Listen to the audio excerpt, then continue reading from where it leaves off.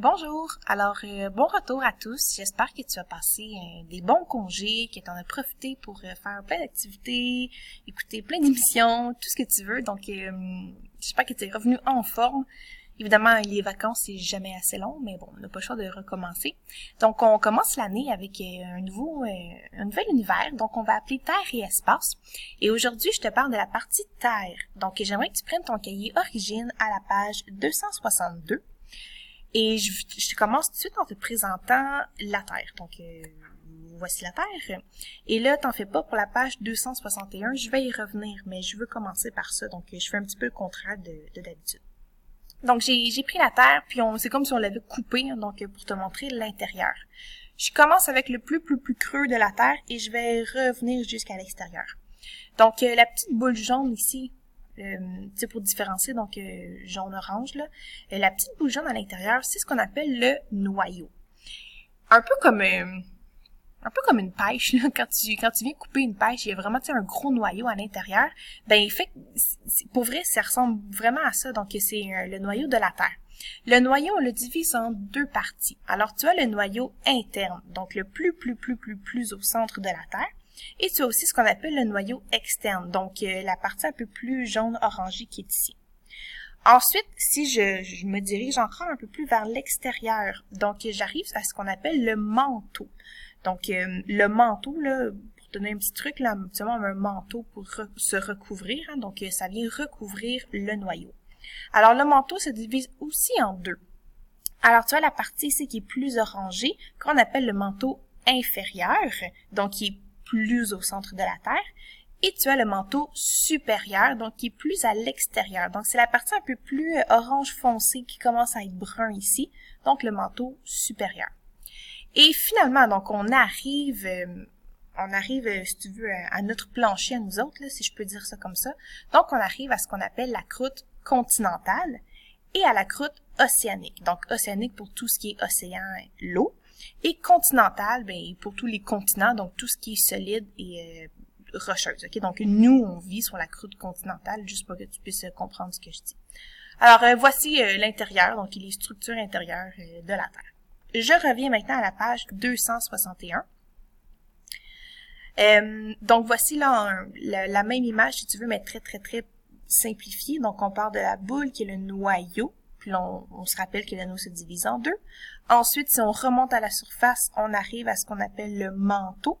Donc, le manteau aussi se divise en deux. Donc, il y a manteau inférieur et manteau supérieur.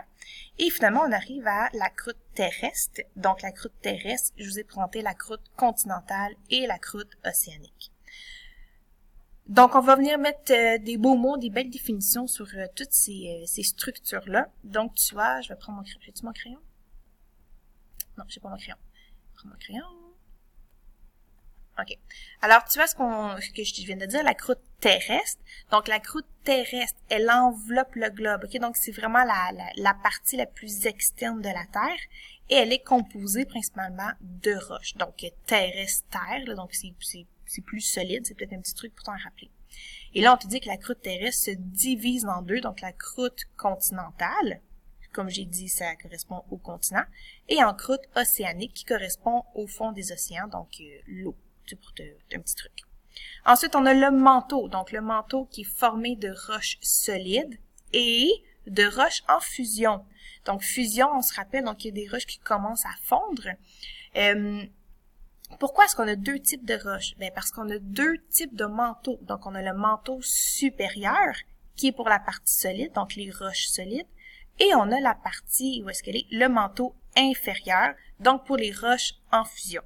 Donc, si jamais, je sais pas, je te demanderais de quoi est formé le manteau, ben, j'aimerais que tu me dises de roches solides et de roches en fusion, parce que le manteau comprend les deux.